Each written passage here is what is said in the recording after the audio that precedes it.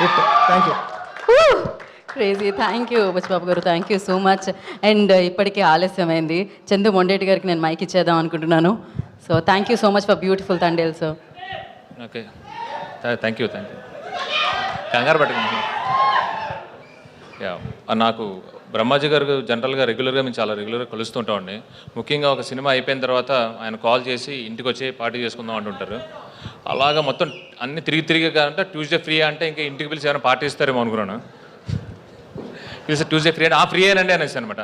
చూస్తే ఇదిగో ఇక్కడ పిలిచారండి. And thank you. ఇందాక డైరెక్టర్ దయ మాట్లాడుతూ చిన్న సినిమా అని చెప్పి మెన్షన్ చేస్తున్నారండి. అంటే దృష్టిలో చిన్న సినిమా పెద్ద సినిమా ఉండదండి. మంచి సినిమా ఏదన్నా పెద్ద సినిమా అండి. అండ్ యా, చాలా ఎమోషనల్గా ఉంది. ఇంతకుముందు ఎప్పుడో పూర్వం నేను ఆ నలుగురు అని ఒక సినిమా చూసినప్పుడు చాలా ఎమోషన్ ఫీల్ అయ్యాను అనమాట. ఈ ట్రైలర్ చూస్తే అలాగే అనిపిస్తుంది. సో క్యాస్ట్, క్రూ అందరూ ఎంత ఎమోషనల్ జర్నీ ఉందో ఈ సినిమాలో అర్థమవుతుంది. Thank you very much. Looking forward for 21st. Thank you అండి. సార్ మీ బాపు గారి గురించి. Yeah, okay. అంటే నాకు జనరల్గా మన ఇతిహాసాల మీద, మన హిస్టరీ మీద చాలా ఇష్టం ఉంటుందండి. నాకు తెలిసిన కథలని చిన్నపిల్లల నుంచి పెద్దవాళ్ళ వరకు నాకేం తెలుసో, నాకు ఎంత తెలుసో చెప్పాలంటుందండి.